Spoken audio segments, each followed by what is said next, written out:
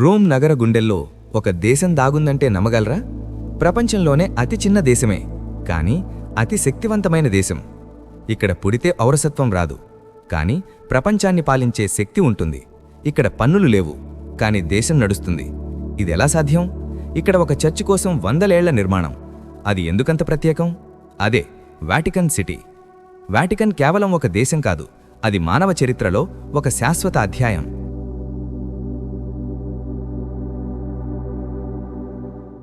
Vatican city కేవలం ఒక నగరం మాత్రమే కాదు, ఇది ప్రపంచంలోనే అత్యంత ప్రత్యేకమైన స్వతంత్ర సార్వభౌమ దేశం. ఇటలీ రాజధాని రోమ్ నగరం నడిబొడ్డున ఉన్నప్పటికీ దీనికి సొంత చట్టాలు, పాలన, పరిపాలనా వ్యవస్థ ఉన్నాయి. ప్రపంచవ్యాప్తంగా ఉన్న కోట్లాది మంది క్రైస్తవులకు ఇది పరమ పవిత్రమైన ఆధ్యాత్మిక కేంద్రం. అయితే వాటికన్ ప్రాముఖ్యత మతానికి మాత్రమే పరిమితం కాదు. ఇది ప్రపంచంలోనే అత్యంత విలువైన కళా సంపదను, చారిత్రక కట్టడాలను తనలో దాచుకున్న ఒక జీవంత మ్యూజియంలా నిలుస్తుంది. పురాతన కాలంలో ఈ ప్రాంతాన్ని వాటికన్ హిల్ అని పిలిచేవారు. అప్పట్లో ఇక్కడ రోమన్ చక్రవర్తులు తమ విలాసవంతమైన తోటలను నిర్మించుకునేవారు. క్రైస్తవ మత ప్రచారకుడు సెయింట్ పీటర్ ఇక్కడే అమరవీరుడయ్యారని, ఆయన సమాధిపైనే నేటి సెయింట్ పీటర్స్ బాసిలికా నిర్మించబడిందని చరిత్ర చెబుతోంది. ఇదే వాటికన్కు ఆధ్యాత్మిక హృదయంగా మారింది. 4వ శతాబ్దంలో రోమన్ చక్రవర్తి కాన్స్టాంటైన్ ఇక్కడ మొదటి బాసిలికాను నిర్మించడంతో వాటికన్ ప్రాముఖ్యత మరింత పెరిగింది. అనంతరం శతాబ్దాల పాటు ఇది క్రైస్తవ ప్రపంచానికి కేంద్రంగా నిలిచింది. చివరికి 1929లో ఇటలీ ప్రభుత్వంతో కుదిరిన లాటరన్ ఒప్పందం ద్వారా వాటికన్ సిటీకి స్వతంత్ర దేశ హోదా లభించింది. దీంతో ఇది ప్రపంచంలోనే అతి తక్కువ జనాభా మరియు విస్తీర్ణం కలిగిన దేశంగా గుర్తింపు పొందింది. వాటికన్ను సందర్శించే ప్రతి ఒక్కరికి అత్యంత ప్రధాన ఆకర్షణ సిస్టీన్ చాపెల్. దీని పైకప్పుపై ఉన్న చిత్రలేఖనం ప్రపంచ కళాచరిత్రలోనే ఒక అద్భుత మైలురాయిగా నిలుస్తుంది. సుమారు 4 సంవత్సరాల పాటు మైఖేలాంజెలో తన శారీరక శ్రమను, కళా ప్రతిభను పూర్తిగా అర్పించి బైబిల్లోని సృష్టి ఘట్టాలను చిత్రాలుగా మలిచారు. ప్రత్యేకంగా ది క్రియేషన్ ఆఫ్ ఆడమ్ చిత్రం ప్రపంచవ్యాప్తంగా ప్రసిద్ధి చెందింది. దేవుడు మరియు మనిషి మధ్య ఉన్న ఆ క్షణిక స్పర్శను మైఖేలాంజెలో చూపించిన విధానం నేటికీ కళాభిమానులను ఆశ్చర్యానికి గురిచేస్తోంది. సిస్టీన్ చాపెల్లోని ప్రధాన గోడపై మైఖేలాంజెలో గీసిన ది లాస్ట్ జడ్జ్మెంట్ చిత్రం మానవ జీవితం, మరణం, పరలోక తీర్పును కళ్లకు కట్టినట్లు చూపిస్తుంది. ఈ చిత్రంలో కనిపించే భావోద్వేగాలు, భయాలు, ఆశలు నేటికీ సందర్శకులను మంత్రముగ్ధులను చేస్తాయి. ఇది కేవలం ఒక చిత్రం కాదు, మానవ ఆత్మపై వేసిన కళాత్మక ప్రశ్నగా నిలుస్తుంది. ప్రపంచంలోనే అతిపెద్ద చర్చిలలో ఒకటైన సెయింట్ పీటర్స్ బాసిలికా నిర్మాణానికి కొన్ని 100 ఏళ్లు పట్టింది. బ్రమాంటే, రాఫెల్, మైఖేలాంజెలో వంటి దిగ్గజ కళాకారులు దీని రూపకల్పనలో భాగస్వాములయ్యారు. ఈ చర్చి నిర్మాణం మానవ సహనం, నిబద్ధతకు ప్రతీకగా నిలుస్తుంది. మైఖేలాంజెలో రూపొందించిన భారీ గుమ్మటం రోమ్ నగరమంతటికీ ఒక గుర్తింపుగా కనిపిస్తుంది. అలాగే పైటా అనే శిల్పంలో యేసుక్రీస్తు మరణానంతరం మేరీ మాత ఆయన దేహాన్ని ఒడిలో ఉంచుకున్న దృశ్యాన్ని పాలరాతిలో చెక్కిన విధానం కళాప్రపంచంలో సాటిలేనిది. వాటికన్ మ్యూజియంస్లో ప్రపంచంలోని వివిధ ప్రాంతాల నుండి సేకరించిన వేలాది శిల్పాలు, చిత్రపటాలు, పురాతన వస్తువులు భద్రపరచబడ్డాయి. ప్రతి గ్యాలరీ ఒక చరిత్ర పాఠంలా అనిపిస్తుంది. ప్రఖ్యాత కళాకారుడు రాఫెల్ గీసిన చిత్రాలతో కూడిన రాఫెల్ రూమ్స్ పునరుజ్జీవన కాలపు కళా వైభవానికి ప్రత్యక్ష నిదర్శనం. అలాగే గోడలపై ఇటలీ మ్యాపులను చిత్రాలుగా అలంకరించిన మ్యాప్ గ్యాలరీ భౌగోళిక విజ్ఞానం మరియు కళాత్మక ప్రతిభ కలయికకు అద్భుత ఉదాహరణగా నిలుస్తుంది. వాటికన్ సిటీకి సొంత railway station, radio station, postal వ్యవస్థ, నాణాలు కూడా ఉన్నాయి. ఇది ఒక చిన్న దేశమైనప్పటికీ పూర్తి స్వతంత్రతతో పనిచేస్తుంది. వాటికన్ రక్షణ బాధ్యతలను స్విస్ గార్డ్స్ నిర్వహిస్తారు. వారు ధరించే రంగురంగుల దుస్తులు పునరుజ్జీవన కాలపు శైలిని ప్రతిబింబిస్తాయి. క్రమశిక్షణ, నిబద్ధతకు పేరుగాంచిన ఈ సైన్యం ప్రపంచంలోనే అత్యంత పురాతన సైన్యాలలో ఒకటిగా గుర్తింపు పొందింది. వాటికన్ నగర విస్తీర్ణంలో సగానికి పైగా భాగం తోటలతో నిండి ఉంటుంది. మధ్యయుగాల నుండి అభివృద్ధి చేయబడిన ఈ తోటలు ప్రశాంతతకు, పచ్చదనానికి ప్రతీకగా నిలుస్తాయి.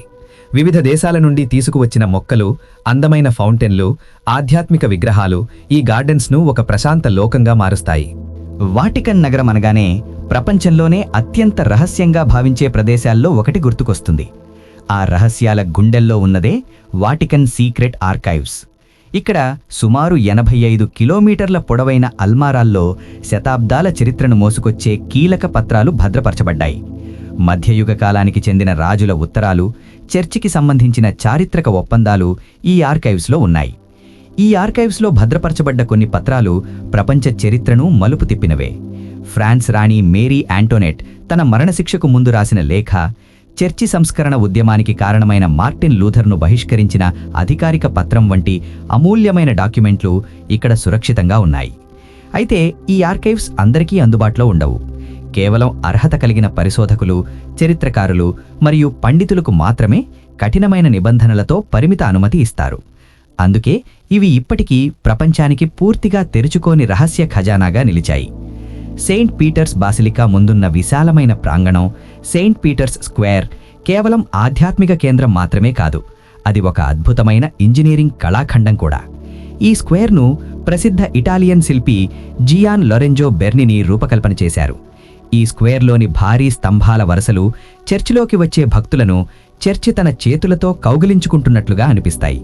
ఇది బెర్నిని ఊహాశక్తికి అద్భుత ఉదాహరణ. ఈ ప్రాంగణం మధ్యలో నిలిచిన 25 మీటర్ల ఎత్తైన ఈజిప్షియన్ ఒబెలిస్క్ నగరానికి కేంద్ర బిందువులా నిలిచి చరిత్రకు మౌన సాక్షిగా ఉంటుంది. ప్రపంచంలోనే అత్యంత చిన్న దేశమైన వాటికన్ సిటీకి కూడా సొంత పాలనా వ్యవస్థ మరియు ఆర్థిక నిర్మాణం ఉంది. ఇక్కడ పన్నులు అనే వ్యవస్థ లేదు. అయినప్పటికీ దేశం సజావుగా నడవడానికి అవసరమైన ఆదాయం అనేక వనరుల ద్వారా సమకూరుతుంది. వాటికన్ మ్యూజియంస్ టికెట్లు, పర్యాటకం, ప్రపంచవ్యాప్తంగా ఉన్న క్రైస్తవుల విరాళాలు, అలాగే ప్రత్యేక స్టాంపులు మరియు నాణేల విక్రయం ద్వారా ప్రధాన ఆదాయం వస్తుంది. ఈ చిన్న దేశానికి పోప్ సంపూర్ణ పాలకుడు. ఆయన కార్యనిర్వాహక, శాసన మరియు న్యాయ విభాగాలన్నిటికీ అధిపతిగా వ్యవహరిస్తారు. పురాతన సంప్రదాయాలకు కట్టుబడి ఉన్నప్పటికీ వాటికన్ ఆధునిక సాంకేతికతను కూడా స్వీకరించింది. పర్యావరణ పరిరక్షణలో భాగంగా నగరంలో భారీ సోలార్ ప్యానెల్స్ను ఏర్పాటు చేసి విద్యుత్ అవసరాలను పర్యావరణ హితంగా తీర్చుకుంటోంది. అలాగే వాటికన్ లైబ్రరీలోని విలువైన పురాతన వ్రాతప్రతులను డిజిటలైజ్ చేసి ప్రపంచవ్యాప్తంగా ఉన్న పరిశోధకులకు అందుబాటులోకి తీసుకువచ్చే ప్రయత్నం జరుగుతోంది. ఇది చరిత్రను భవిష్యత్తుకు సురక్షితంగా అందించాలనే వారి దృక్పథాన్ని చూపిస్తోంది. వాటికన్ నగరంలో నివసించే వారి సంఖ్య చాలా తక్కువ, కేవలం 800 నుంచి 1000 మందే. ఇక్కడ పుట్టినంత మాత్రాన పౌరసత్వం లభించదు. కేవలం వాటికన్లో పనిచేసే బాధ్యతల ఆధారంగా తాత్కాలిక పౌరసత్వం ఇస్తారు. ఉద్యోగం ముగిసిన వెంటనే ఆ పౌరసత్వం ఉపసంహరించబడుతుంది. విచిత్రమైన విషయం ఏమిటంటే, జనాభా తక్కువగా ఉన్నప్పటికీ పర్యాటకులు ఎక్కువగా రావడం వల్ల జనాభా ప్రాతిపదికన లెక్కిస్తే ప్రపంచంలోనే అత్యధిక క్రైమ్ రేట్ ఉన్న దేశంగా ఇది కనిపిస్తోంది. అయితే ఇవి ప్రధానంగా చిన్నపాటి జేబు దొంగతనాలే. వాటికన్ సిటీ కేవలం రాళ్లతో నిర్మించిన భవనాల సమాహారం కాదు.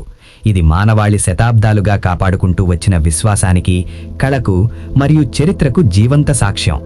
ఇక్కడ కనిపించే ప్రతి గోడ, ప్రతి శిల్పం, ప్రతి పత్రం మనిషి తన నమ్మకాన్ని ఎంత గొప్పగా మలచగలడో తెలియచేస్తోంది.